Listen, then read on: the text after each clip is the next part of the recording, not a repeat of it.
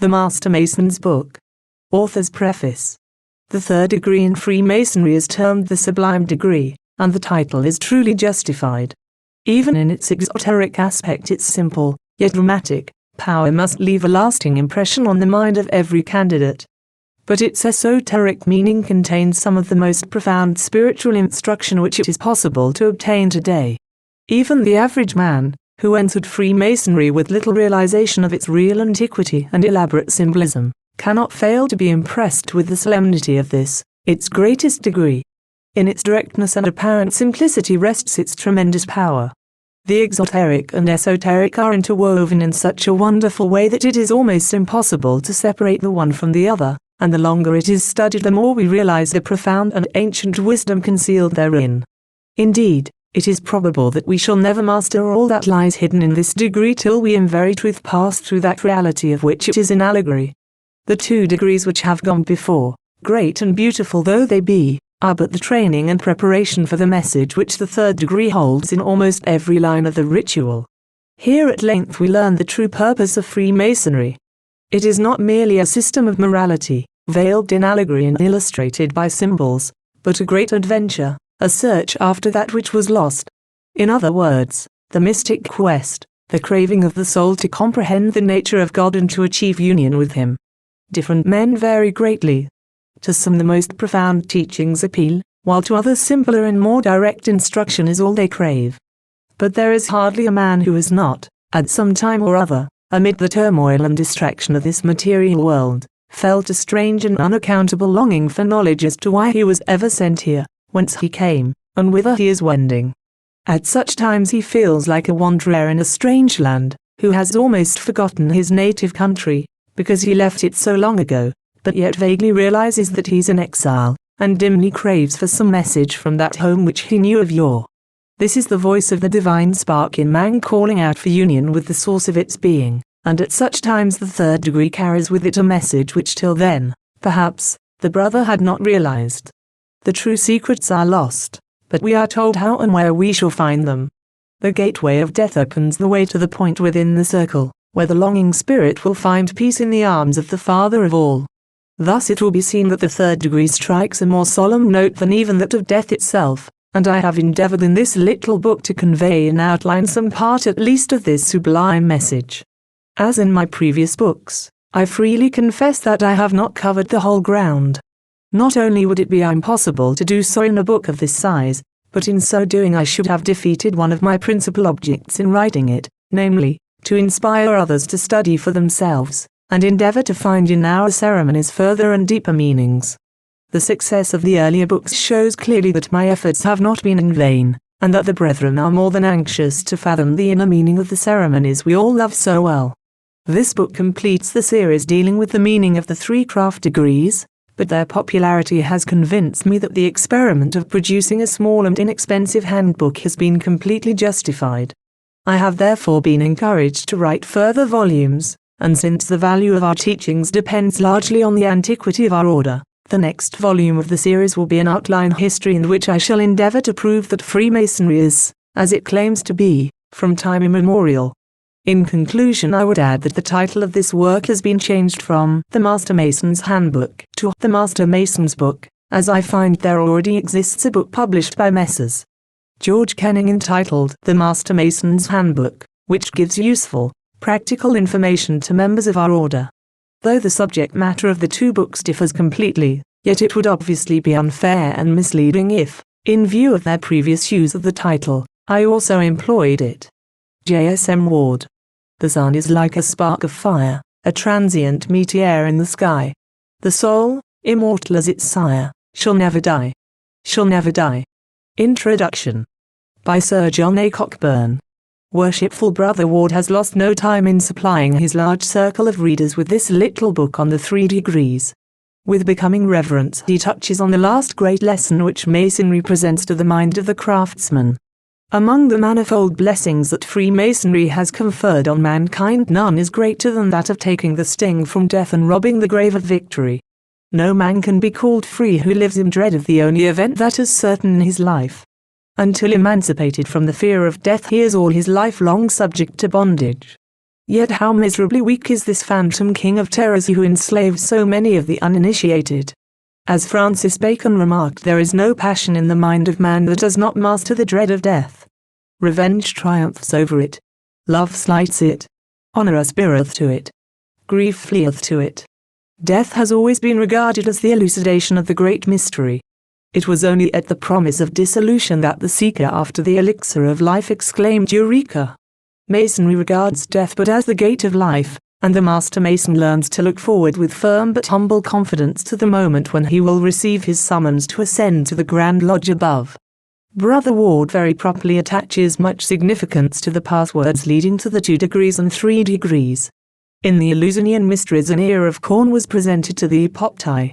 This, as an emblem of Sus, represented by the senior warden, is appropriate to the fellow crafts who are under the guidance of that officer, while the name of the first artificer in metals, which is reminiscent of Vulcan the celestial blacksmith, seems specially befitting to the attributes of the junior warden, as it was in the days before 1740. The author sees in the lozenge formed by 2 of the great lights a representation of the vesica piscis.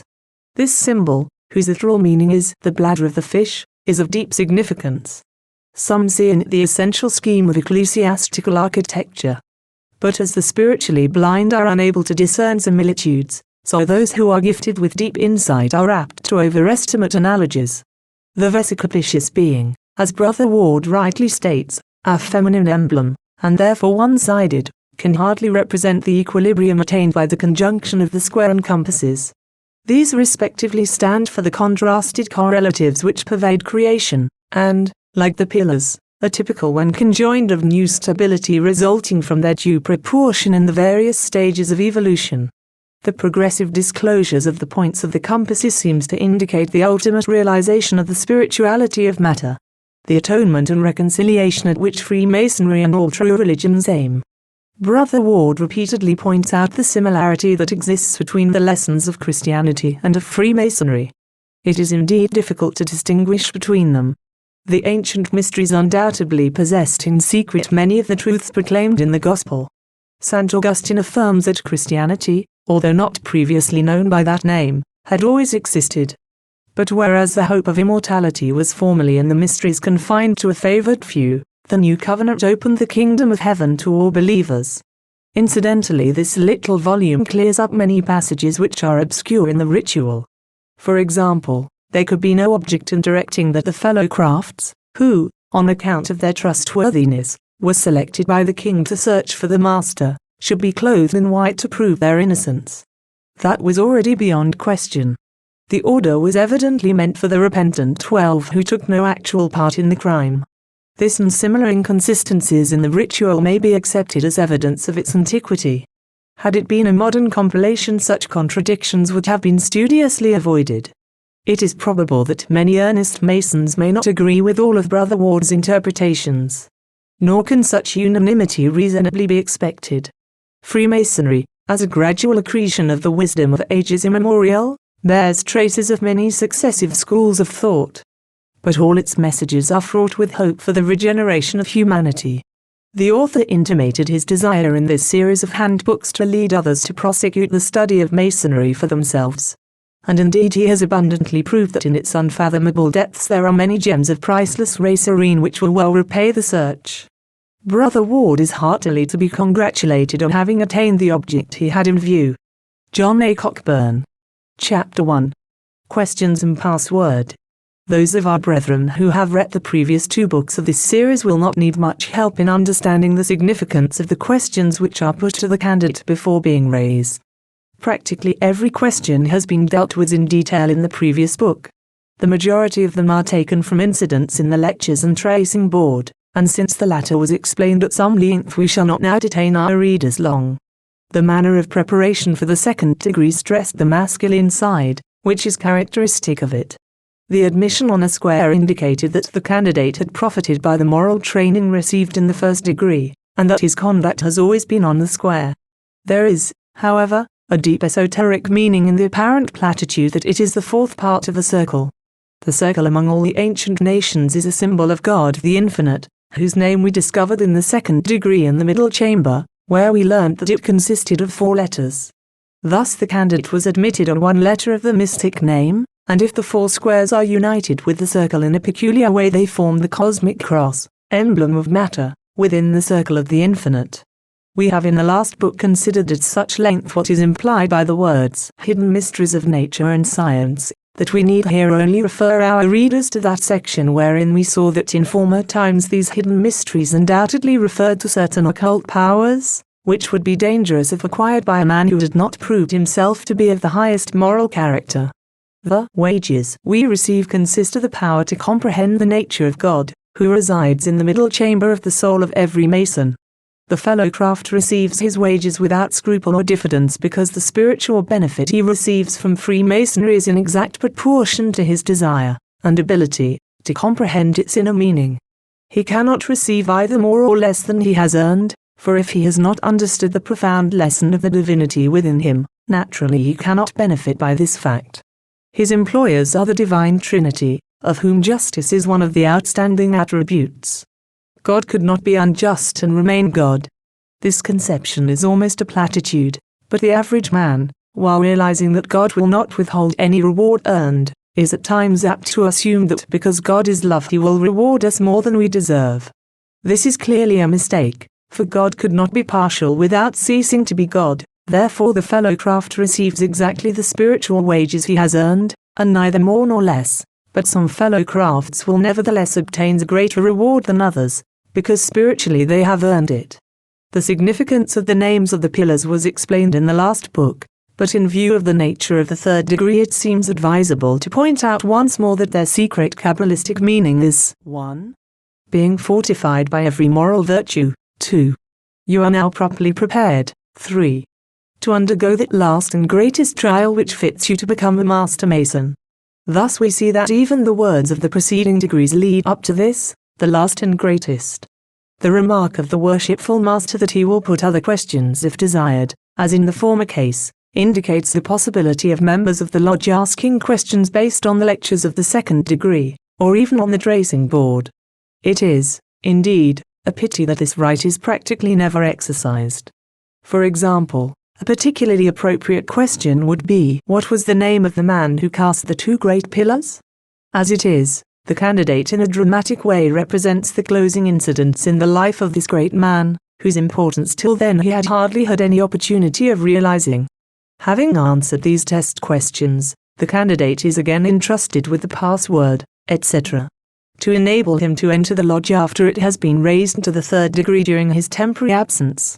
We have in the previous book explained that the raising of a lodge should alter the vibrations of those present by a process well recognized in the ceremonies of magic, and, to enable the candidate quickly to become in tune with these higher spiritual vibrations, a word of power is given him, which in a moment places him on the same plane as the other members of the lodge. This word he has to give, not only outside the door of the lodge, but also immediately before his presentation by the senior warden as properly prepared to be raised to the third degree. It is only after this has been done that the real ceremony of the third degree, so far as the candidate is concerned, begins, and therefore that the full force of the vibrations of the Master Masons come into play. The password itself is of the greatest significance, more especially when combined with the password leading from the first to the second degree. At one time the passwords were reversed. Tubal Cain being the word leading to the second, and Shibboleth the word leading to the third. This is still the case in those foreign Grand Lodges, such as the Dutch and the French, which derived from us before 1740, when the words were altered owing to certain unauthorized revelations. This alteration was one of the just grievances which brought about the secession of the so-called ancients, who charged Grand Lodge with altering the ancient landmarks. When the Irish followed our example, they continued the prohibition of the introduction of metals until the third degree, which is a logical procedure, for clearly you have no right to bring them into a lodge until you have been symbolically introduced to the first artificer in that material. As the words now stand, they convey the following spiritual lesson. The fellow craft is one who finds the simple necessities of life, such as corn and water, sufficient for his requirements. They are plenty to the spiritually minded man, whose soul becomes clogged and hampered by the acquisition of worldly possessions, and since it is hard for a rich man to enter the kingdom of heaven, immediately the candidate has symbolically received worldly possessions he's slain. Tubal Cain conveys the lesson that worldly possessions in themselves bring death to the soul and prevent its upward progress. Today, the river of death connected with the password leading to the second degree has largely lost its significance, whereas, when it was a password leading to the third, it was in itself a fine allegory. We must remember that Bunyan's Pilgrim's Progress was well known and widely read at the beginning of the 18th century, and those who were reorganizing our rituals at that time could not have been blind to the similarity of the allegory hidden in the word shibboleth, and the account by Bunyan of Christians fording the river of death on the way to the holy city. The change of about 1740 destroyed this allegory, and its survival in the tracing board is now merely one of those numerous footmarks which to the careful student are invaluable indications of the various transformations through which our ritual has passed during the course of years. Nevertheless, I do not regret the change, as I think the present spiritual lesson is even finer than the former one, but the other arrangement was more logical. Firstly, from the practical point of view, the fellowcraft required the use of metal tools to perform his operative tasks, and in the process of his work acquired worldly possessions, in contradiction to the antedate rentes, who did only rough work and received only maintenance, for example, corn, wine, and oil. Secondly, from the symbolical standpoint, the sequence was also more logical, for the fellowcraft, having acquired wealth by means of his skill, was brought to the river of death and passed through it in the third degree. According to Brother Sanderson, in his examination of the Masonic ritual, the actual translation of the Hebrew word shibboleth is an ear of corn, or a flask of water, hence the manner in which it is depicted in a fellowcraft's lodge, while the word Tubal Cain in Hebrew means only a blacksmith, though another word similarly pronounced means acquisition. Hence, as he points out, an allegorical title has, in translating the Old Testament, been mistaken for the name of an actual person, for the name itself means a worker in metals. Therefore the connection with Hiram Abiff is obvious. Brother Sanderson, quoting from The Secret Discipline by S. L. Knapp, says, in a work on ancient ecclesiastical history the following occurs: Be a singular plagius linguae. The moderns have substituted Tubal Cain in the third degree for Timbok Sain to be entombed.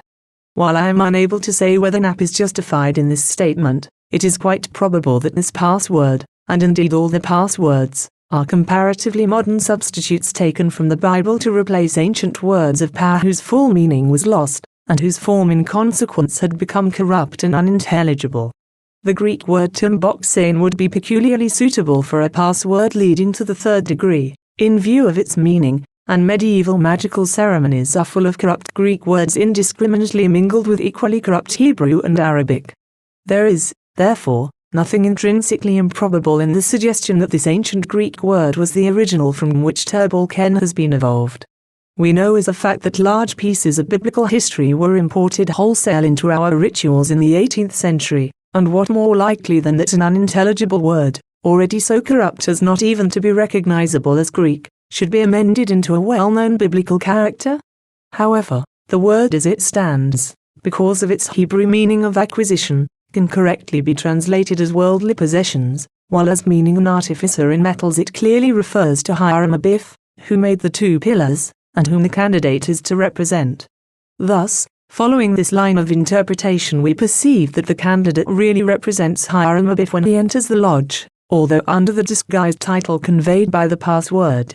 In dealing with these passwords I have endeavored to show that there are meanings within meanings, and the same is true of practically every important incident in the whole ceremony. In a book of this size it is obviously impossible to attempt to give all of these meanings, and even if one did, the result would be to befog the young reader and so prevent him from getting a clear and connected interpretation of the ceremony. It is for this reason that, in the main, I am concentrating on one line of interpretation, but I have thought it desirable in this section to give a hint to more advanced students, so that they can follow up similar lines of investigation for themselves. Preparation. In English and Scotch working there is no cable tow around the candidate in preparation for the third degree, but in the Irish working it is wound once around his neck, in the second degree twice, and in the first 3 times. If we regard the cable tow as symbolizing those things which hamper a man's spiritual progress, the gradual unwinding of it as used in Irish workings becomes of great significance. This interpretation implies that the candidate is hampered in body, soul and spirit in the first degree, whereas by the time he has reached this point in the third degree, body and soul have triumphed over the sins which peculiarly assail them, and in that stage symbolized by the degree itself, the spirit has only to triumph over spiritual sins, such as spiritual pride. With this exception, the manner of preparation is the same in all three British workings, and indicates that the candidate is now about to consecrate both sides of his nature, active and passive, creative and preservative, etc., to the service of the Most High.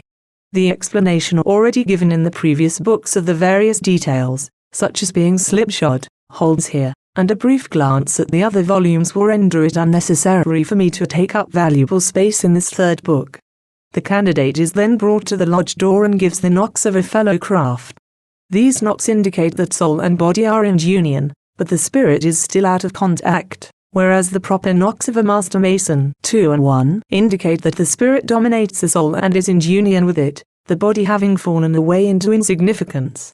It will be remembered that in the first book of this series I pointed out that the 3 separate knocks of an M to De Rentis symbolize that in the uninitiated man, body, soul and spirit are all at variance. Meanwhile, the lodge has been raised to the third degree, by a ceremony whose profound significance demands consideration in a separate chapter. Chapter 2. The Opening. Having satisfied himself that all present are symbolically upright and moral men, the worshipful master asks the junior warden if his spiritual nature has evolved sufficiently to control both soul and body. The junior warden suggests that he should be tested, not only by the emblem of upright conduct, but also by the compasses. Now these combined with the square form a lozenge, which is itself a symbol for the vesica piscis, emblem of the female principle. The compasses, moreover, are the instruments with which geometrical figures are created, and more especially the circle. By means of circles the triangle, emblem of the triune nature of God, is produced, while the circle itself is the emblem of eternity and therefore of spirit. A point within the circle forms the symbol for the Hindu conception of the Supreme Being, Paramatma, whence we have come and whither we shall ultimately return. At the center of the circle rests all knowledge. There shall we find every lost secret. Now such a figure can only be drawn with the help of the compasses, and in drawing it the following significant symbolical act takes place. One point of the compass rests at the center, and the other makes the circle of the infinite. No matter how far the legs of the compass be extended, or how large the circle, the fact remains that one leg is always at the center. Thus the compasses, while they travel through infinity, are at the same time never separated from the center, and from that point cannot err. This instrument may therefore be considered as standing for the divine spark in man, in all its manifestations. One of these is conscience. But the divine spark has many attributes and names. So the junior warden's reply indicates that he is prepared to be tested both by the moral code and by the spiritual laws of our being. But after these preliminaries the proceedings become of an even more exalted nature. All that has gone before has been but preparation for the great quest on which we must now set forth. It is the quest of the soul for realization of God, and atonement with Him. This is the mystic quest of all ages, and, true to the ancient symbolism, it starts from the east, the place of light, and goes towards the west, the place of darkness and death. The east represents God who is our home. It indicates that each soul comes out from the place of light, from light itself. That is, from the very substance of God. It descends through the gateways of the dawn and becomes incarnate in matter. But it brings with it a sense of loss and separation, for it has come out from God, and the divine spark within it longs to return whence it came. Having lost the secret of its true nature and the way of return, it wanders in darkness, seeking. And for most men the way of return is through the western portal, the gateway of death, for so long as we are finite beings we cannot hope to comprehend the infinite. Yet there are some few exceptions to the general rule, who, while still in the flesh, have a vision of the divine splendor, are caught up in it, and become one with God. To such men the return to ordinary mundane existence seems unreal and shadowy. Where others believe in God they know Him, but it is almost impossible for them to convey to others the experience through which they have gone. Yet that such experiences are real as any other fact in life, is attested by a long line of witnesses right throughout the ages. To the average man, however, The first real step towards the realization of what constitutes God is through the portal of physical death. But even then the end is still far off. Hence the answer explaining how the true secrets came to be lost indicates, not the cause of the loss, but the first step towards the recovery, and this fact is borne out by the subsequent events in the ceremony itself. Note, it is the body only that dies, and by its death enables the soul and spirit to rediscover in part the secrets which were lost. Yet this death of the body effectually debars the communication of these secrets to the sorrowing fellow crafts left behind. It is the passing through that veil which separates life and death which starts us on that road which ends with God. It must never be forgotten, however, that the genuine secrets are never recovered in the craft, although symbolically we rise from the grave, for that secret can only be discovered at or with the center, for example, with God. To that exalted position we can only attain after long journeys through the planes of existence beyond the grave.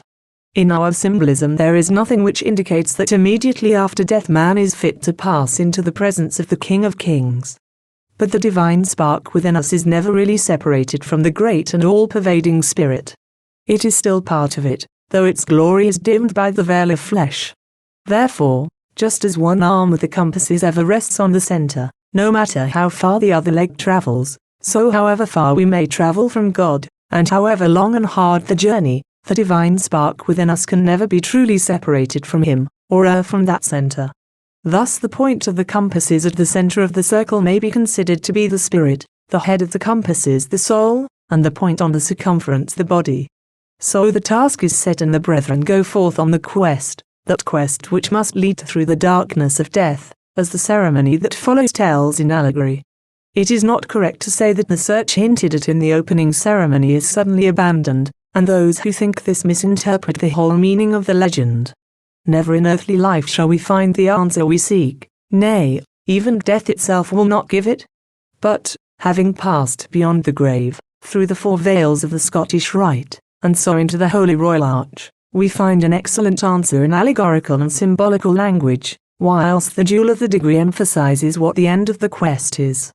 Nor must it be forgotten that the body alone cannot realize the nature of God, and that is why without the help of the other two, Hiram Abiff neither could, nor would, disclose the secret. The worshipful Master's promise to help indicates that the Spirit will render assistance, but though the Spirit subsequently raises man from the grave, it is not sufficiently evolved to give him the true secret. This can only come about when the Spirit has raised the soul to a far higher stage of spirituality. Though this is the degree of destruction that form of the Trinity is not invoked, and the title used corresponds more closely to the Hindu name for the all-embracing than to their form of the destroyer. This no doubt is deliberate, for the symbol of this degree is the same emblem which among the Hindus denotes the Most High, namely the circle with a point within in it. In some Scotch rituals after the lodge has been opened in the first degree, the immediate past master, or the director of ceremonies, opens the volume of the sacred law, and, strange to say, does so with the words, "In the beginning was the Word." Similarly, when the lodge is closed in the first degree, the book is closed with the words, "And the Word was with God." Here then we get two striking features. 1. The use of words from the first chapter of the Gospel according to St. John, and 2. Their correlation with the phrase in the third degree, at, or with the center. This procedure suggests that the lost word is the Logos, or Christ, and remembering what we have previously pointed out in the earlier books, for example, that there is a perfectly logical Christian interpretation of the whole of the craft ceremonies, this fact becomes of increasing significance. Before closing this chapter, I would like to add that the third degree lends itself to a Christian interpretation even more markedly than the former ones, and several of the higher degrees in Freemasonry adopt and expand this line of teaching. In view of the fact that in the Middle Ages Freemasonry was undoubtedly Christian, we cannot lightly reject this view of the inner meaning of the ceremonies, but as the framework of our ceremonies apparently goes back before Christian times, a non-Christian interpretation is equally permissible. Chapter 3. The symbolical journeys, etc. The candidate is admitted on the compasses, and this fact is of far greater significance than most brethren probably realized. Firstly, as has been noted, one arm of the compasses is always at the center, no matter how far the other may travel. But from the point of view of the candidate, though he knows it not, this act in a sense indicates that his heart, and therefore he himself is at or on the center.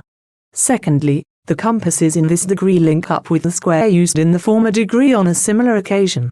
We have seen in the previous books that the square and compasses are united on the pedestal in such a way as to symbolize the Vesica Piscis, the emblem of the female principle, and symbol of birth and rebirth.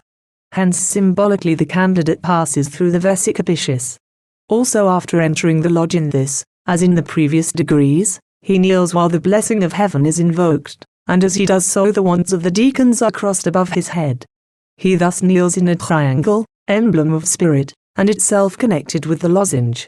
Two equilateral triangles make a lozenge, which is produced from the Vesica Piscis, formed by two circles, as shown by the first proposition in Euclid. In view of the great stress laid upon geometry throughout the whole of our rituals, these facts cannot be ignored. Our operative brethren must have realized that the whole science of geometry arises out of this first proposition, which shows how to make a triangle, the emblem of the Trinity and the Spirit, by means of two circles whose circumferences pass through the center of each other.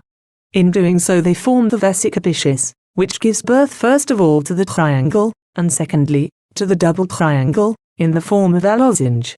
This last emblem is symbolized by the square, denoting matter, and the compasses, denoting spirit. The above facts throw a flood of light upon the interplay between these Masonic emblems. Before leaving this subject, it is worthwhile pointing out that the candidate likewise takes every obligation in craft masonry within this triangle, aid that the same method is employed in other ancient rites, including those of the Society of Heaven and Earth in China, where the candidate kneels on one sword, while two others are held over his head so as to form a triangle of steel. The candidate now starts on his three symbolical journeys. He first satisfies the junior warden, representing the body, that he's an antedate rentes, for example, a man of good moral character. He next satisfies the senior warden, representing the soul, that he has benefited by the lessons of life and acquired intellectual knowledge. Then comes the third journey, when he is once more challenged by the soul, who demands the password, the full significance of which has already been explained. Let us combine these meanings. He comes laden with worldly possessions, which in themselves carry the seeds of death, unconsciously representing in his person the worker in metals who made the twin columns, and is about to be entombed, Tumboxane. Therefore the soul presents him to the spirit as one properly prepared to carry out the part of his great predecessor. There is a point here which we need to realize, for it is one which is often overlooked. In the previous degrees only one deacon was instructed to lead the candidate by the proper steps to the east, but here both are needed. From the practical point of view, there is no obvious reason why the help of the junior deacon should be invoked at all, and as the ceremony is usually carried out he does nothing but look on. I believe, however, the senior deacon should first go through the steps and the junior deacon should assist the candidate to copy his example. If this were so, we should get an almost exact repetition of the analogous ceremony in the Royal Arch, where the principal sojourner, corresponding to the senior deacon, is helped by an assistant. Thus, with the candidate, in both cases we get a trinity, only one of whom actually descends into the grave, or in the other case the vault. As Major Sanderson has pointed out in his book, An Examination of the Masonic Ritual, any man among the primitive races who actually stepped over an open grave would be considered to have committed sacrilege, and almost certainly would be slain. But on the other hand, we do know that in many initiatory rites either the candidate, or someone else for him, steps down into a grave, and is subsequently symbolically slain therein. If this be the true interpretation of this part of the ceremony, the reason for the presence of the two deacons in addition to the candidate becomes clear. It is only the body that descends into the grave, the soul and the spirit have no part therein. Thus, for the moment, though only temporarily, these three represent the triune nature of man, while the three principal officers represent the triune nature of God. The fact that this is undoubtedly true in the case of the Royal Arch makes it almost certain that the same idea underlies this apparently unimportant difference between the arrangements in the third degree, and those followed in the first and second. Again and again, when one comes to study carefully the details of our ritual, one finds little points, such as these, which would certainly not have survived the drastic revision of 1816 if there had not been present some men who really did understand the inner meaning of our ceremonies, and refused to allow important lessons to be lost by the removal of what, at first sight, appear to be unnecessary details. Therefore, Those of us who value the inner meaning of our ceremonies owe a deep debt of gratitude to these men, even though their actual names be unknown to us, and on our part a duty is imposed on us that we shall not hastily tamper with the rituals, merely because we do not ourselves see the full significance of a phrase, or think that by revising it we can make the wording run more smoothly. The next factor we must consider most carefully is the actual steps themselves.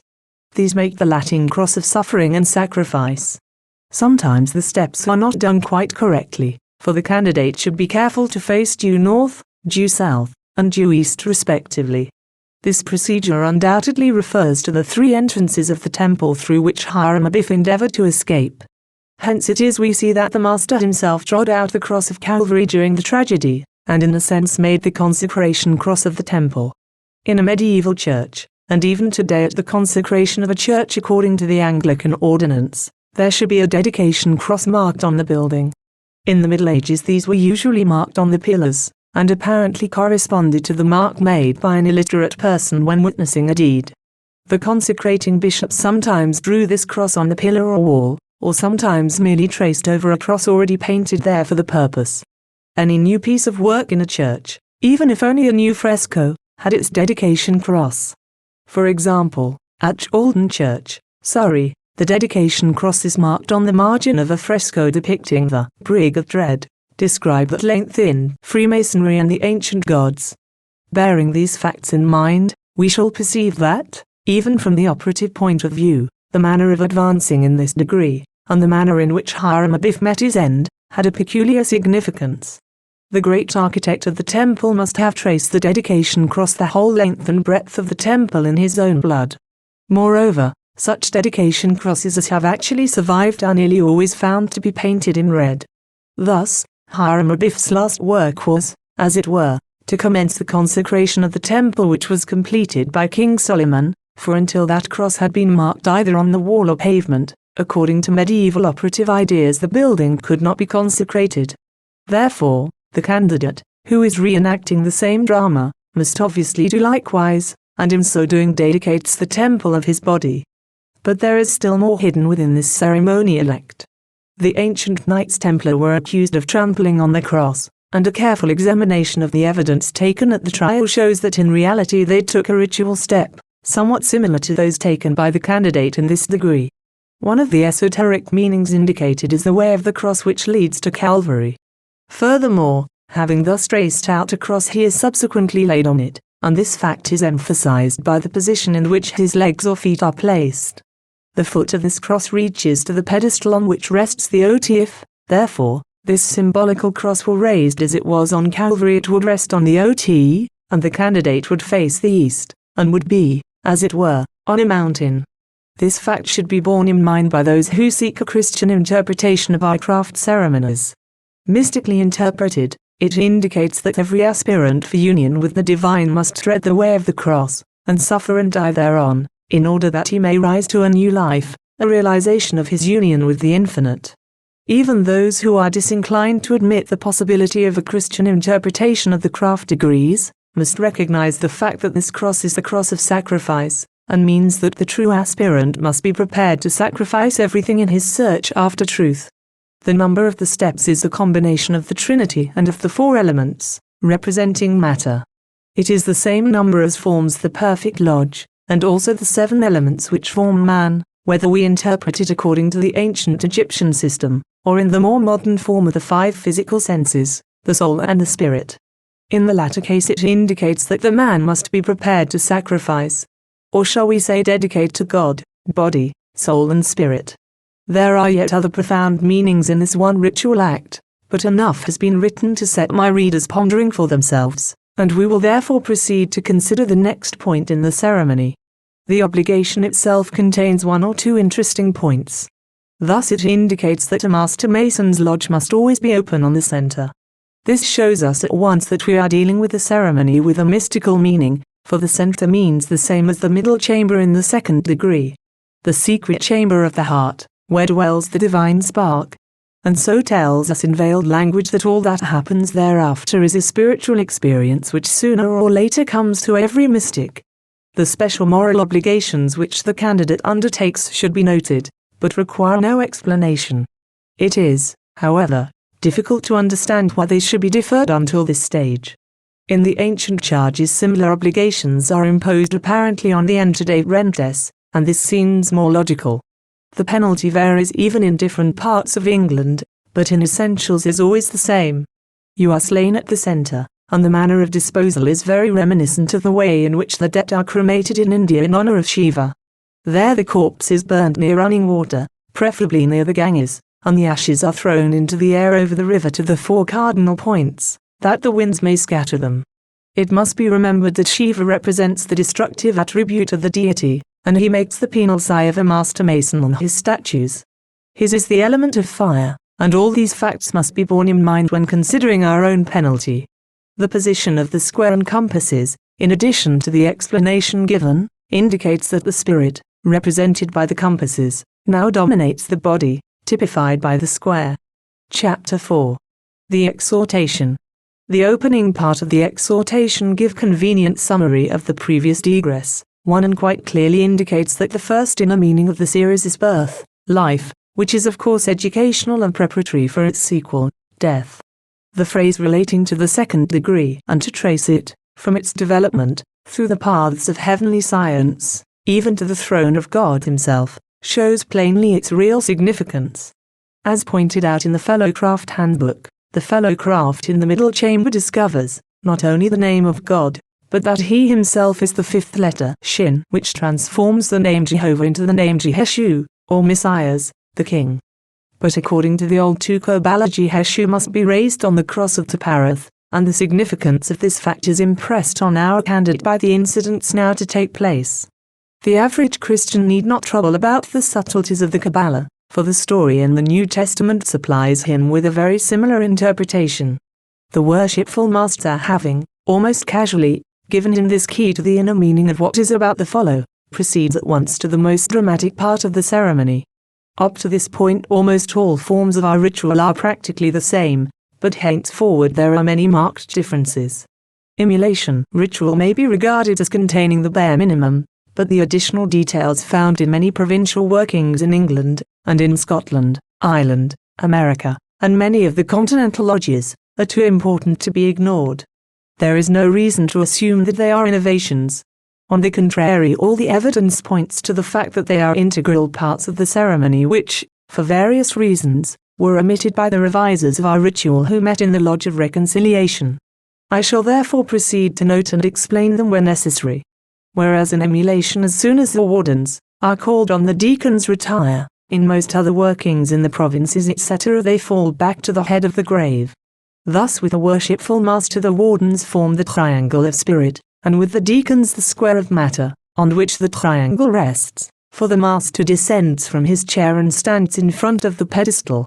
As a practical piece of advice, I would recommend that the junior warden should not direct the candidate to cross his feet until after the senior warden has dealt with him, for it is impossible for him to drop on his respective knees if his feet are crossed, whereas by carrying out these instructions before the last attack he will fall the more readily. In most of the old Scotch rituals the candidate journeys round the lodge, is attacked by the junior warden in the south, by the senior warden in the west, note that, and returns to the master in the east, where the final incident takes place. I think, however, our English system of having the attack in the north instead of in the west is much preferable, and is probably the correct form. In the Scotch ritual the 3 villains have names, and the same is the case in America. They are Jubella, Jubello, and Jubilum. The word itself clearly comes from the Latin word meaning to command, and refers to the fact that they commanded him to give up the secrets. But the terminations of the 3 names appear to have a curious esoteric reference to India. It can hardly be by accident that these 3 names form the mystic word Om. The U in India in this case is pronounced almost like O, and when this word is disguised as it usually is, it is written O-M. If this be so, we have the creative, preservative, and annihilative aspects of the deity emphasized in the 3rd degree, and it is the destructive aspect, symbolized by the letter M, which deals the final stroke. This variation is therefore of importance, but I must warn my readers that not all Scotch workings have it. Some of them being much more akin to our own, even having the attack in the north. Practically all of them, however, have the perambulations, during which solemn music is played.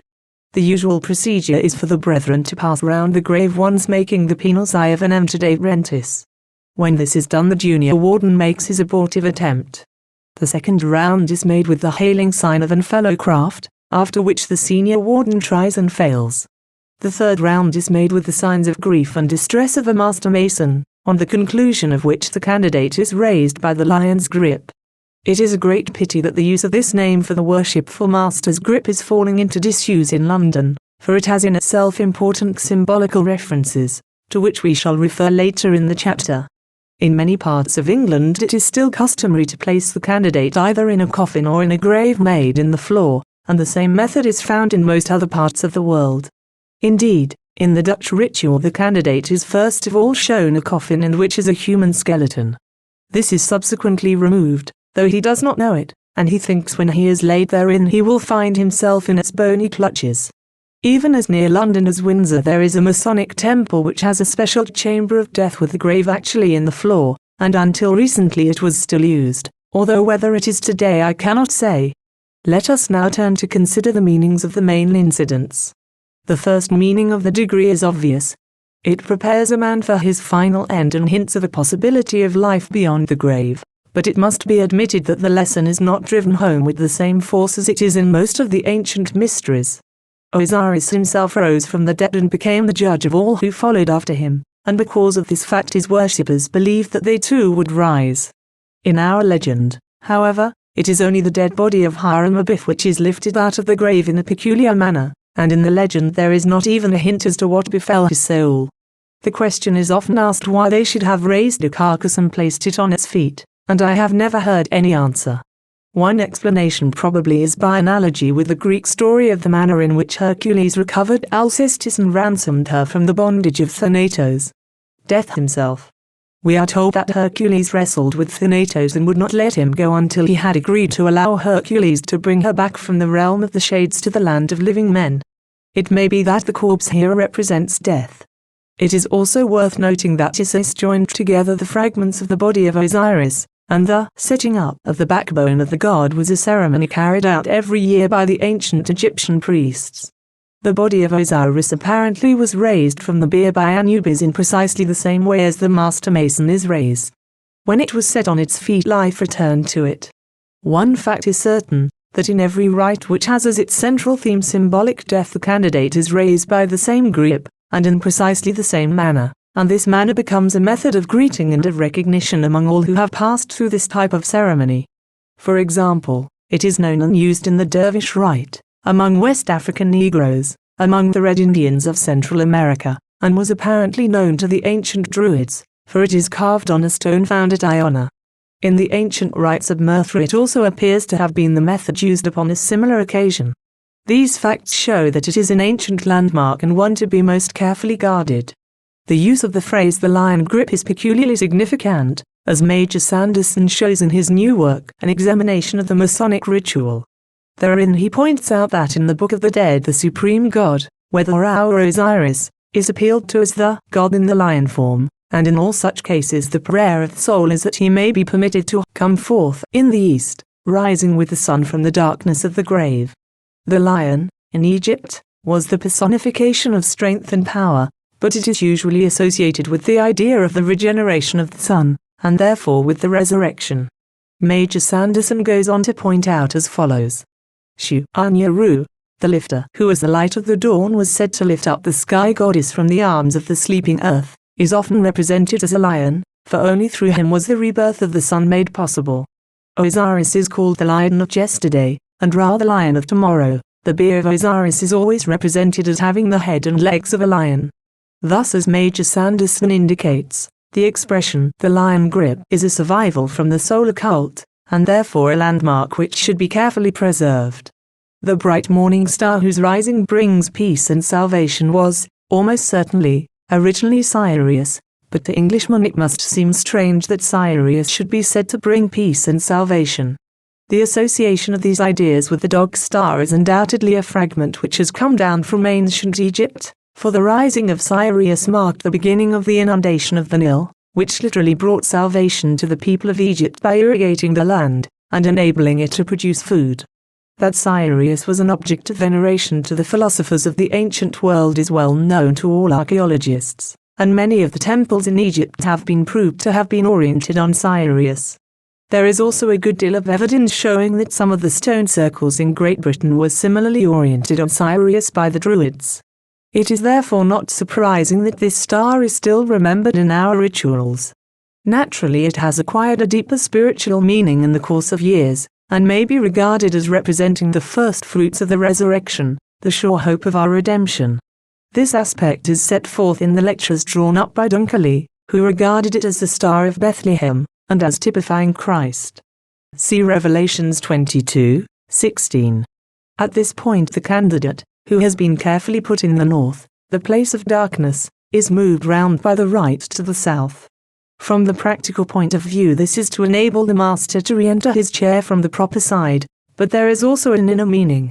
Immediately after death the soul is said to find itself on the earth plane amid murk and darkness. Lacking mortal eyes it cannot perceive the sun, and, on the other hand, is still so immersed in matter that it cannot yet see clearly with its spirit eyes, but this stage rapidly passes away, and the soul is received into a higher plane of existence, being brought thither by messengers of light.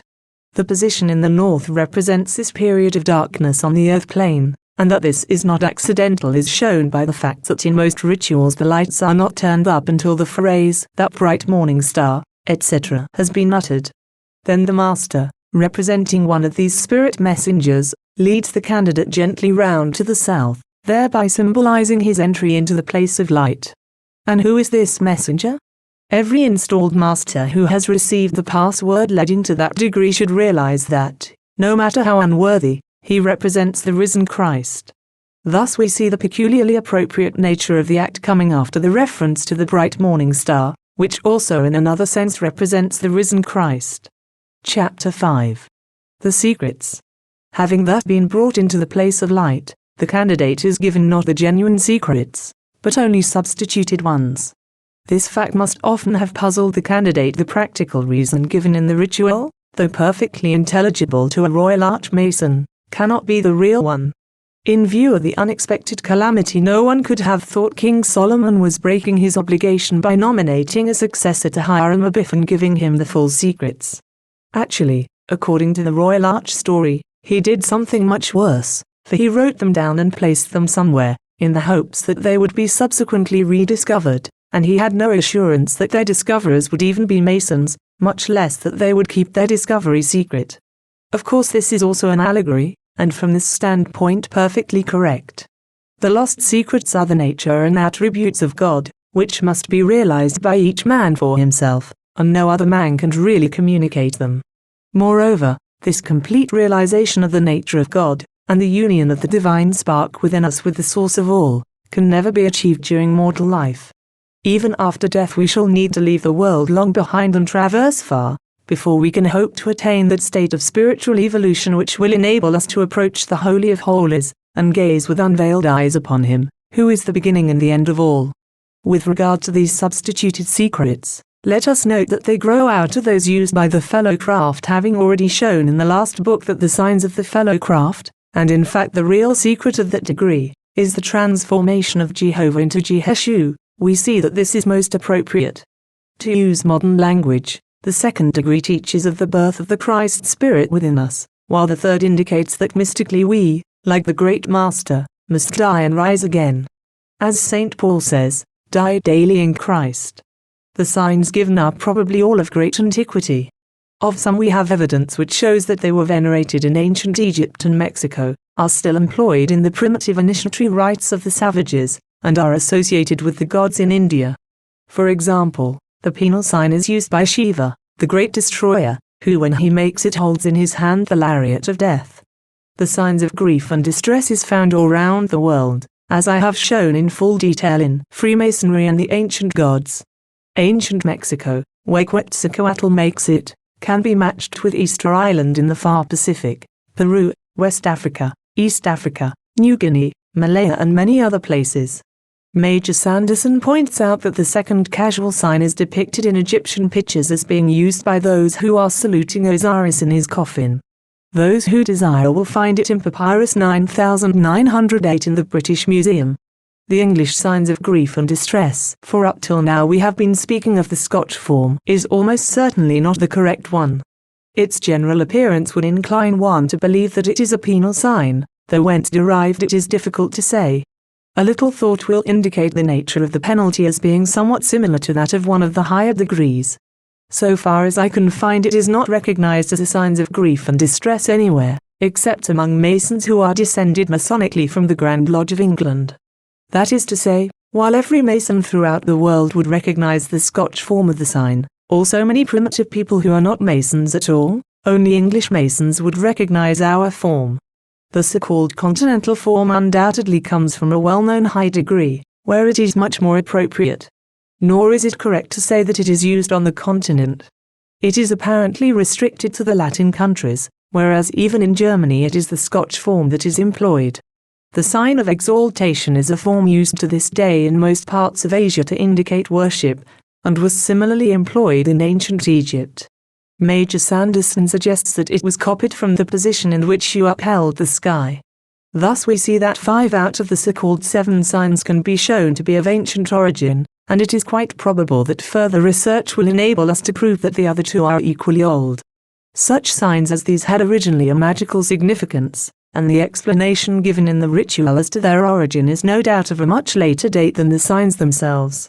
Indeed, a careful study of certain of the signs will show that they are not the natural signs which would have been used to indicate the feelings they are said to express. For example, in the sign of horror the left hand would not naturally be placed in the position we are taught to put it in, if this sign had originated as related in the story. So obvious is this that some modern preceptors of lodges of instruction have to my knowledge altered the position of the left hand in order to make it conform to the story, but I venture to think that in so doing they are committing a very serious mistake, nothing less than the removal of an ancient landmark. Some day we shall probably discover the real origin of this sign, but if it is altered that will of course become impossible.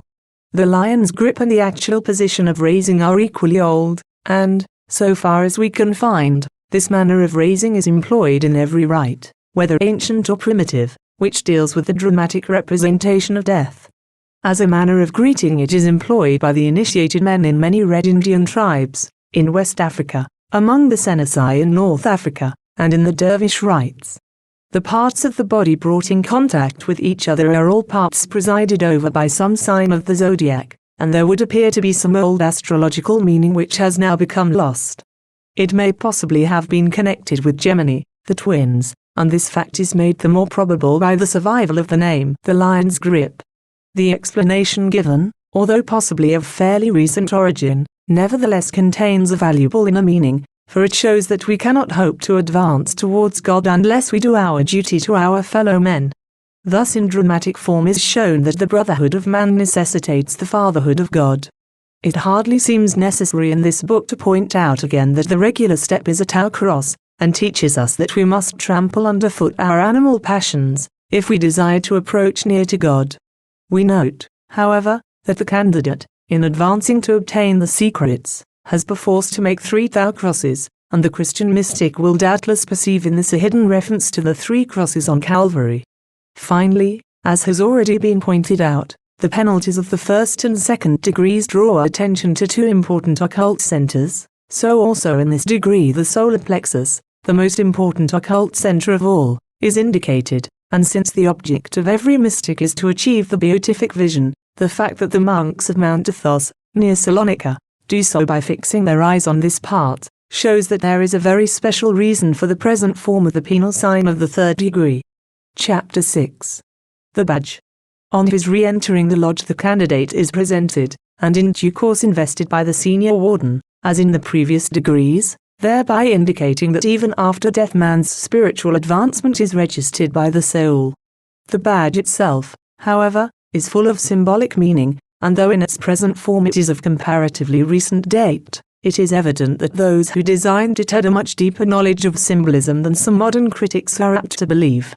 Firstly, the colour, which is that of Cambridge University, and likewise that used by Parliament when fighting King Charles, has a much deeper significance than is generally known. It is closely related to the colour of the Virgin Mary, which itself had been brought forward from Isis and the other mother goddesses of the ancient world. It is possible that the designers were also influenced by the existence of certain orders of knighthood which had their appropriate colors, for the aprons of Grand Lodge officers have garter blue, but this blue is also the color of Oxford, and the color associated with the royalist cause at the time of the Civil War. At any rate, it is appropriate that our aprons should thus employ the colors of the two great universities of England. There is, of course, an exception in the case of the red aprons allocated to Grand Stewards, for which there are historical reasons into which we need not now enter. We may, however, point out that the dark blue aprons of Grand Lodge are often, though erroneously, spoken of as the purple, indicating a royal color, and thereby implying no doubt that brethren entitled to wear this color are rulers in the craft, and represent the masculine element. Light blue, on the other hand, represents the feminine or passive aspect, and is most appropriate for the ordinary master mason, whose duty it is to obey, and not to command.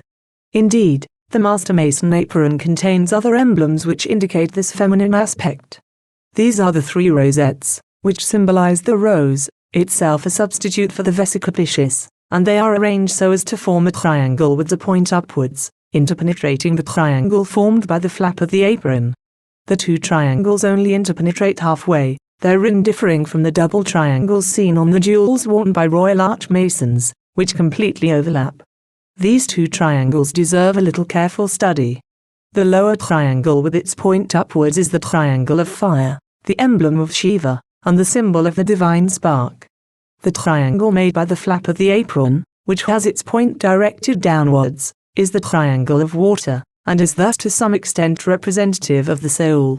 These two triangles are within a square, the emblem of matter, and therefore of the body, and so we see that the master mason apron symbolically represents the triune nature of man, whereas the Royal Arch jewel, the only high-degree jewel which may be worn in a craft lodge, has these two triangles within a circle, which is the emblem of the infinite. In this case the triangle of water presents the preservative aspect, the triangle of fire the destructive aspect, the point or eye at the center the creative aspect, and the circle the everlasting nature of the Supreme Being. There is therefore a curious correspondence, and also a marked difference, between the jewel of the Royal Archmason and the apron of the Master Mason. Viewed from another standpoint, the apron has another set of meanings. The triangle represents spirit, and the square, matter. The flap forms a triangle entering into the square, and so depicts the entry of spirit into matter, and therefore man. The entered apprentice's apron should have the flap pointing upward, indicating that the divine wisdom has not yet truly penetrated the gross matter of our bodies. This custom is unfortunately going out of use in modern masonry, which is a great pity, as undoubtedly a valuable lesson is thus lost. The fellow craft is the flap pointing downward for several reasons. Firstly, to indicate that wisdom has begun to enter and therefore to control matter. Secondly, to represent the triangle of water and thus indicate that soul and body are acting in unison. Thirdly, because this triangle is the emblem of Vishnu the Preserver, and so emphasizes the fact that the aspect of God taught in this degree is the preservative aspect, whereas the addition of the three rosettes in the third degree shows, not only the union of body, soul and spirit, but also that the great lesson of this degree is the importance of the destructive side of the deity, or, as we may prefer to call it, the transformative side. What, however, of the two rosettes worn by the fellow craft? Firstly, they stress the dual nature of man, and have a very clear reference to the two pillars. Similarly, no doubt, they indicate that the fellow craft is not yet a complete and united being. Body and soul are in union, but unlike the master mason, these two are not in complete accord with the spirit. Thus we obtain correspondence between the knocks of the fellow craft and the two rosettes. Furthermore, the triangle is incomplete, showing that the fellow craft is not yet a complete Freemason, and this correlates with the position of the compasses when taking the obligation in the fellow craft degree. Two other features of the apron must also be considered. Firstly, the tassels, which appear originally to have been the ends of the string with which the apron was bound round the waist. There is little doubt that in the 18th century the aprons had not the present symbolic tassels, but were fastened round the body in a very similar way to that in which the entered apprentice and fellow craft aprons are to this day. It is interesting to note in this connection that the actual aprons worn by the officers of Grand Lodge for the year, as distinct from the past Grand Officers' aprons, have no tassels at all.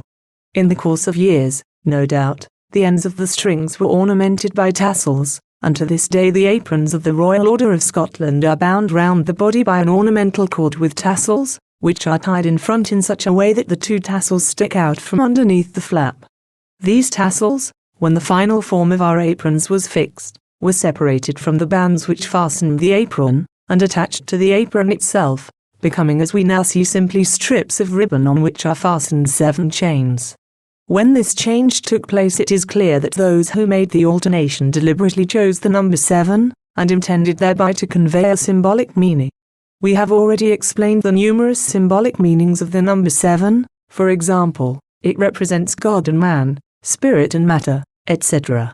Naturally they had to have 2 tassels to balance, and it would have been very inartistic to have had 4 chains on one tassel and 3 on the other, and so it would be unwise to lay too much stress on the number 14, which is the sum total. We may regard it merely as a curious and interesting coincidence that the body of Osiris was stated to have been divided by Set into 14 pieces. But in addition to these details as to the historical development of the tassels, we must not forget that in many of the 18th century aprons the 2 pillars are depicted. These aprons were usually decorated by paintings on the leather, and varied considerably from lodge to lodge, but one of the most usual kinds of decoration included the 2 pillars, and the remembrance of these may very probably have influenced those who designed our present apron. The modern arrangement by which the apron is fastened, namely, a piece of webbing with a hook and eye attachment, gave a fine opportunity for some really profound symbolism, and I feel certain that it was not accident which led to the universal adoption of the snake to serve this purpose. There are 2 kinds of symbolism attached to the snake in all ancient religions.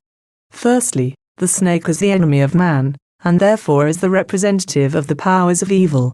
And secondly, the snake is emblem of the divine's wisdom.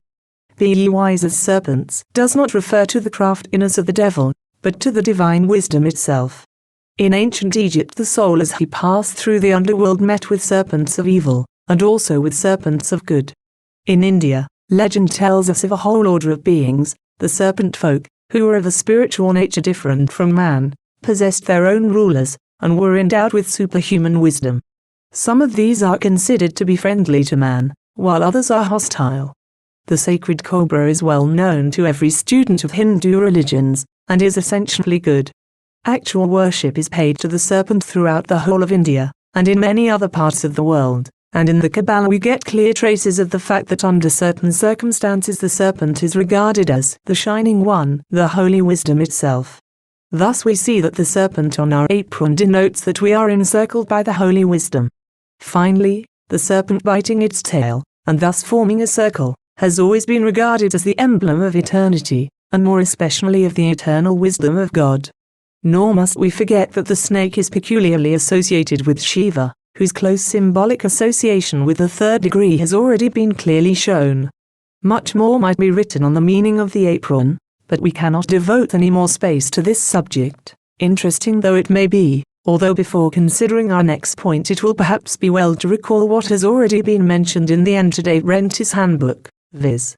that aprons, in addition to their operative significance, have right through the ages been employed in connection with religious ceremonial. On the monuments of Egypt a garment, which can best be described as a triangular apron with the point upward, is depicted on the monuments, in circumstances indicating that the wearer is taking part in some kind of ceremony of initiation. In ancient Mexico the gods are depicted wearing aprons, and it is not without interest to note that the modern Anglican bishop wears an apron, although it appears to have developed from a long flowing robe somewhat the shape of a cassock. Chapter 7. The Legend. After the ceremonial investiture of the candidate, the worshipful master continues the narrative of the traditional history. At least this is the case in most English workings, but in some Scotch workings the whole story is told first, and subsequently the candidate and the other brethren act the chief parts.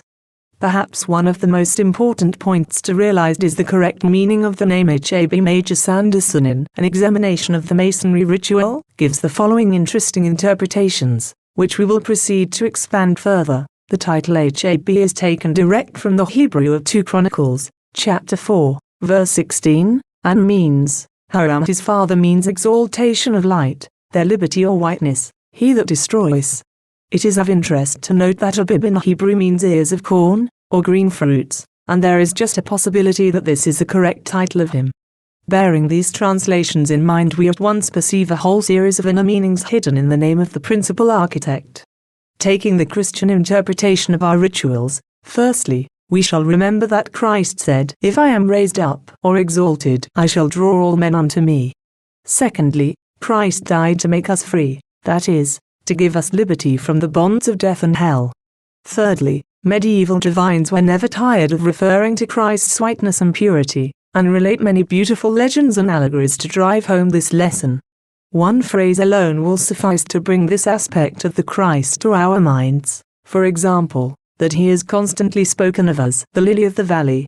Fourthly, he came to destroy the bonds of death and hell, nor must we forget the old prophecy spoken concerning the coming Christ and the serpent, representing Satan. It, Christ, shall bruise thy head, and thou shalt bruise his heel. Genesis chapter 3, verse 15.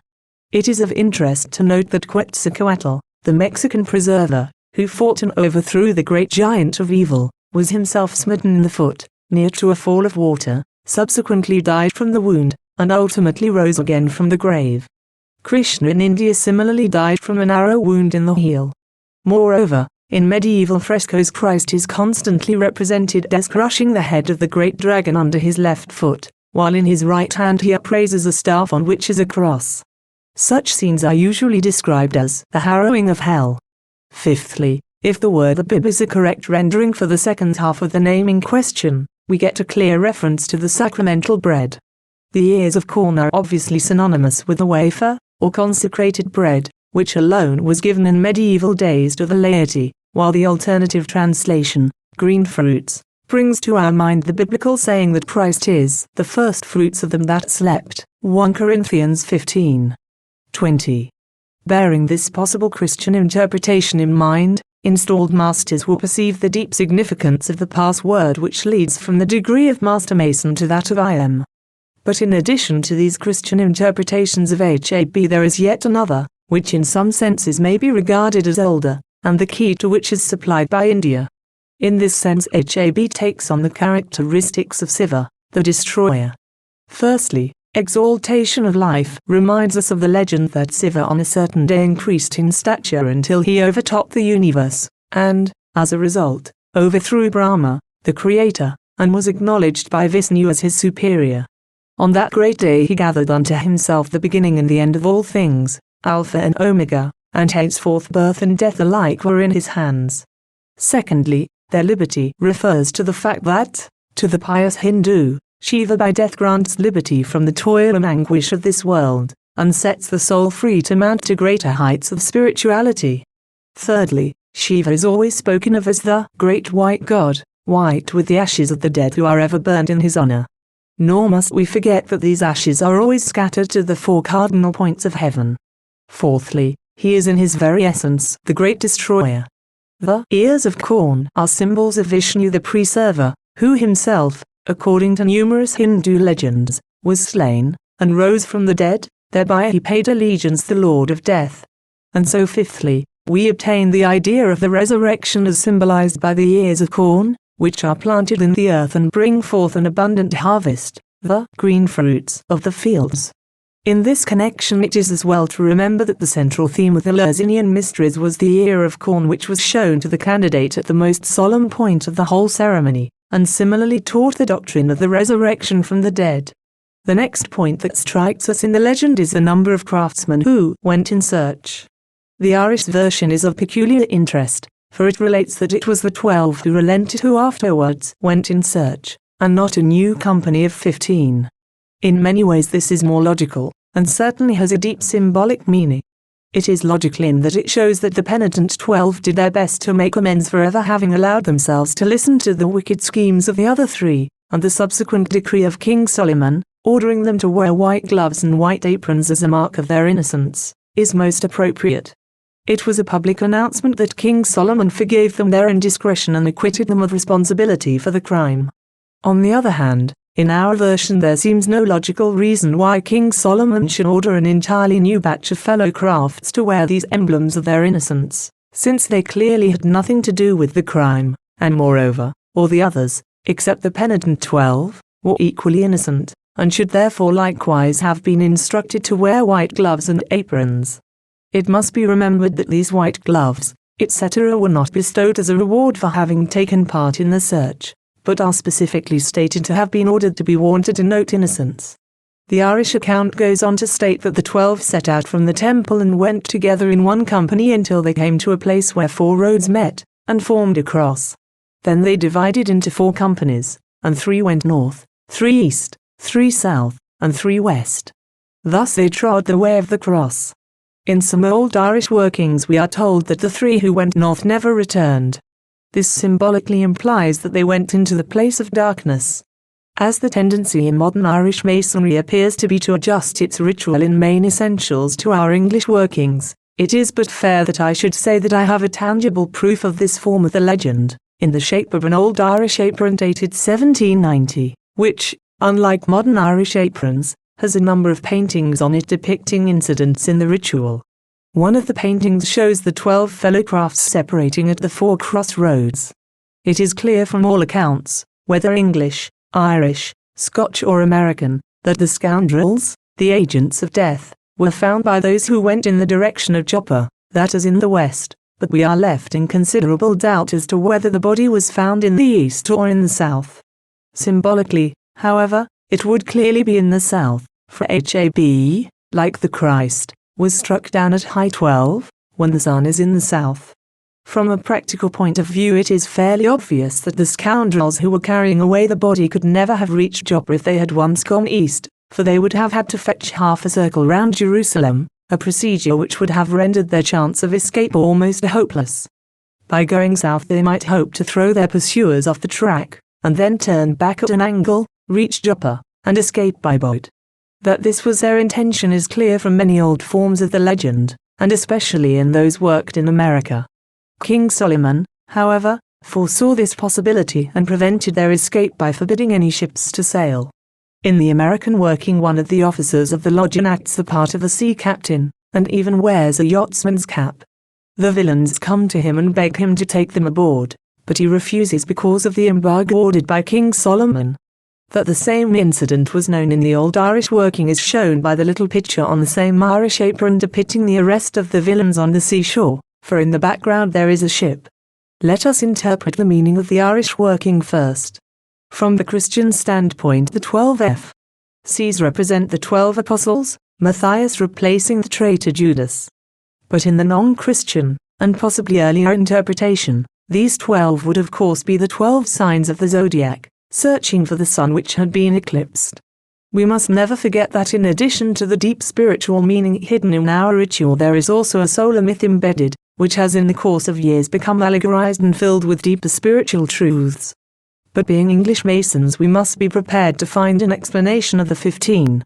In ancient Egyptian times the month consisted of 80 days, and the year of 12 such months, plus 5 extra days. Now the first 15, of whom 12 were counted, presumably represent the first half of that month, while the second half of the month is represented by the 15 who went in search. But spiritually the meaning of the 15 is fairly clear. Man has 5 senses and is triune in nature, and this implies that body, soul and spirit must cooperate in trying to find God, and employ on that quest their 5 senses. Lest there be any misapprehension here I would explain that man is considered to have not only the 5 physical senses, but also corresponding senses of soul and spirit. The phrase, to see with the eyes of the spirit, is perfectly well known, and similarly we can speak of the eyes of the soul. To give concrete examples, students of psychic science constantly speak of clairaudience and clairvoyance. While it is not necessary to accept this type of phenomena, it is clearly obvious that if man survives death at all his soul must have a means of communicating with other souls, and that these correspond in some way to our physical senses. In like manner how are we to describe the visions of the great seers and prophets, related in the Bible, except by the possession of spiritual sight? Bearing this in mind, we obtain the following interpretation of the fate which befell the 3 fellow craft lodgers into which the 15 formed themselves. Those who found nothing represent the physical senses of man, which are useless beyond the grave. The next company must therefore represent the soul, for it is the soul which realizes, despite the logic of the physical world, that death does not end all, and so it was one of these who raised the master. But the power which tells us what is right and wrong, and which ultimately punishes us for our offenses, is what we call conscience, and this assuredly is the divine spark within us, the spirit. Let us now turn to consider the details connected with the discovery of the body. The incident of the shrub is such a striking analogy with a similar one found in the Aeneid, wherein Aeneas finds the body of the murdered Polydorus by plucking up a shrub which was near him on the side of a hill, that one is led to suspect that in the revision of our ritual this incident was copied from Virgil. But, on the other hand, it is quite possible that both refer back to an ancient source and have an allegorical meaning. One is the more inclined to think this explanation is the true one, because the acacia has from time immemorial been more or less sacred in the Near East. In ancient Egypt, the earliest forms of the legend of Osiris relate that it was an acacia which grew up round the coffin of Osiris, and not a tamarisk as in the later versions. See An Examination of the Masonic Ritual, by Major Sanderson. In like manner, this tree is sacred in Arabia, India, and many parts of Africa, while it is a shittim wood of the Old Testament, from which the ark was made. No doubt in this reverence for the acacia we have a survival of the primitive veneration for trees, usually spoken of as tree and serpent worship. In India, the Asulta tree is stated to be a symbol of Trimurti, the 3-in-1. Its roots represent Brahma, its trunk Vishnu, and its branches Shiva, the destroyer. At any rate, we can regard the acacia tree as in itself an emblem of the resurrection, for the tiny seed which is buried brings forth a mighty tree covered with fragrant blossoms. The account of the manner in which the casual signs came into existence, though ingenious, can hardly be taken as historic. As we have already dealt with this point previously, we shall only say that every folklore student is well aware that, in the vast majority of cases, legends purporting to explain the origin of a certain custom do not give the real origin at all, but merely indicate that the origin of the custom has been lost, owing to its great antiquity. The very manner in which some of the signs are given is sufficient to indicate that they did not originate in the way suggested, while, on the other hand, we find these same signs all round the world, with entirely different explanations as to their origin. They are indeed ancient landmarks, and the utmost care should be taken not to alter them in any way. The next incident in the legend is the capture of the scoundrels. In some rituals it is given with much interesting detail of a picturesque nature. All agree that they were apprehended in a cavern, and many say explicitly that it was near the seashore. Some of the rituals state that the fugitives were overheard lamenting as follows. One said, "Oh, that my throat had been cut across, rather than I should have done it," while another more scornfully exclaimed, "Oh, that my heart had been torn out rather than that I should have struck him," and a third voice brokenly said, "Oh, that my body had been severed in two, rather than that I should have smitten him." This last version is of interest as explaining the legendary origin of the penalties of the 3 degrees, and incidentally it shows how legend incorporates facts into a story, in order to explain something whose original meaning is lost. It would also appear from this version as if the scoundrels had not intended to actually kill their victim but merely to terrorize him, and in the excitement of the moment lost their heads. Symbolically, this contains a valuable piece of teaching. According to one interpretation, the 3 scoundrels represent the lust of the flesh, and the lust of the eyes, and the pride of life, 1 John 2:16.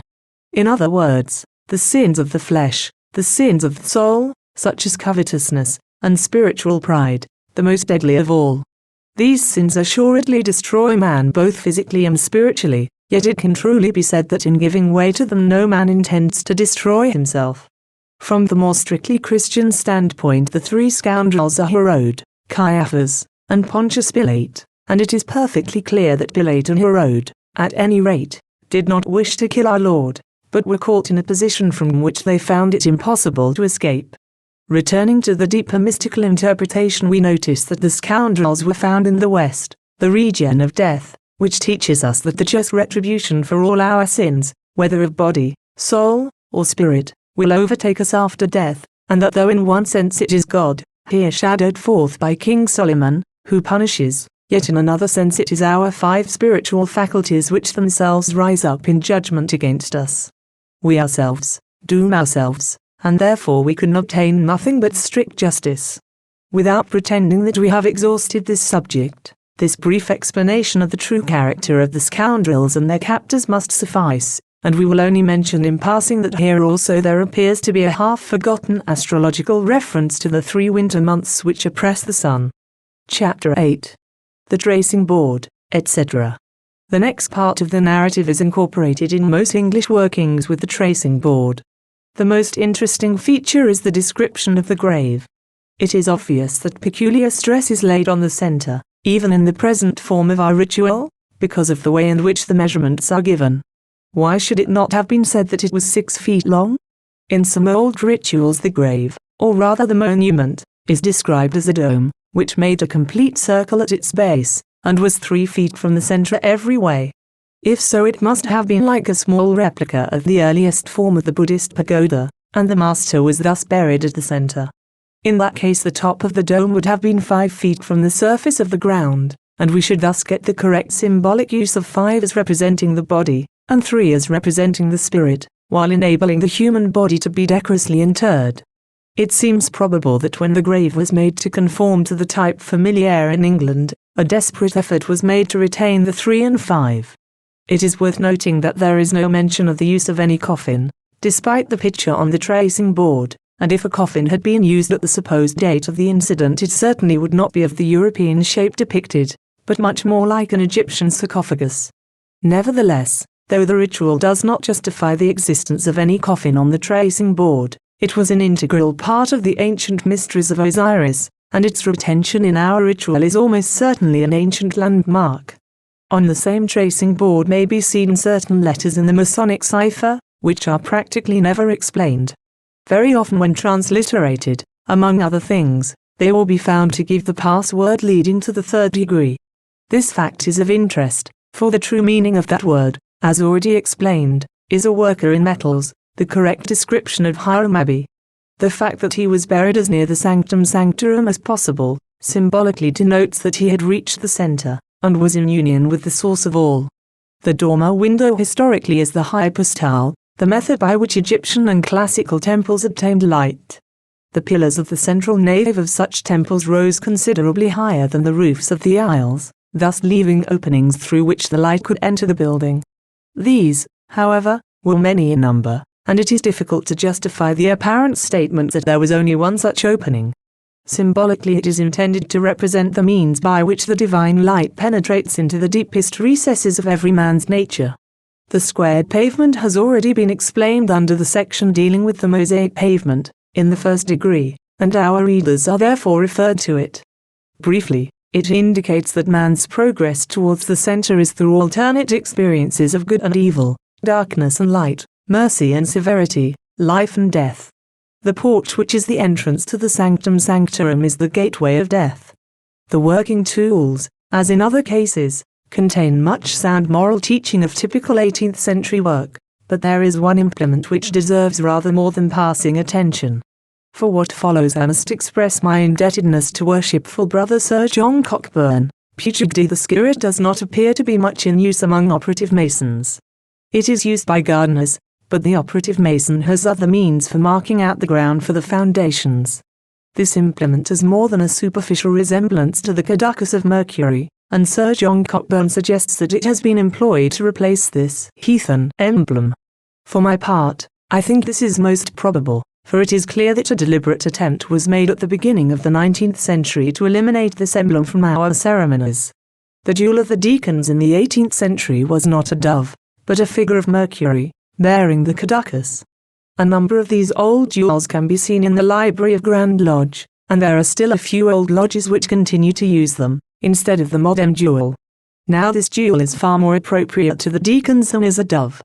A dove is the emblem of peace, and a carrier pigeon bears messages, but neither of these birds do all the work of the deacons. Mercury, however, was the messenger of the gods, and carried the instructions of Jupiter, thus fulfilling one set of the duties of a deacon. He was also the conductor of souls through the underworld. Taking the dead by one hand, and uplifting the caducus in the other, he led the shade from the grave, through the perils of the underworld, to the Elysian fields. Before his caducus the powers of evil fled. In medieval eschatology it is Christ who leads the souls on a similar journey, uplifting in his hand the cross of salvation. Even today the jewels of the deacons in a marked lodge bear the caducus, a mute but convincing witness to the use of this emblem in Freemasonry. We can thus see that on the one hand a deliberate effort was made to delete from our ceremonies the caducus, probably because it was considered to be pagan, while on the other hand it was clearly quite easy for ignorant Masonic furnishers, in the course of years, to make the caducus approximate more and more to a Masonic tool, so as to fit it in with other avowedly Masonic implements. As a Masonic tool it has very little significance, even to a speculative, and is of no practical value to an operative, but the caducus would be peculiarly appropriate to the third degree. In short, it is an ancient landmark, an emblem of the dead and forgotten mysteries, and symbolical of him who leads the soul from the darkness of the grave to the light of the resurrection. Before leaving the Master Mason degree, let me say to all installed masters that if they have received the password, not the word of an installed master, but the password leading from the M to that further degree, they will find in it evidence not of a mere hint of the resurrection, but of the resurrection itself, and a close association with the version of that doctrine set forth in the life of the perfect Master. Chapter 9. The closing. Here we are reminded that we are working in symbolism, for we come back from the West, for example, the grave, to this material world.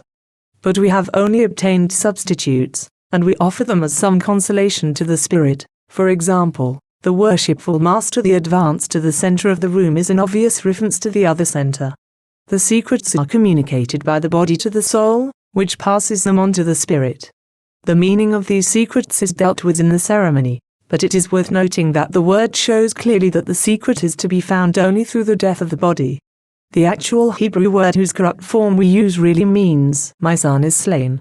It is also well to remember that the penal sign and the signs of grief and distress, Scottish form, are old signs which come down from the ancient mysteries, and are still found throughout the world.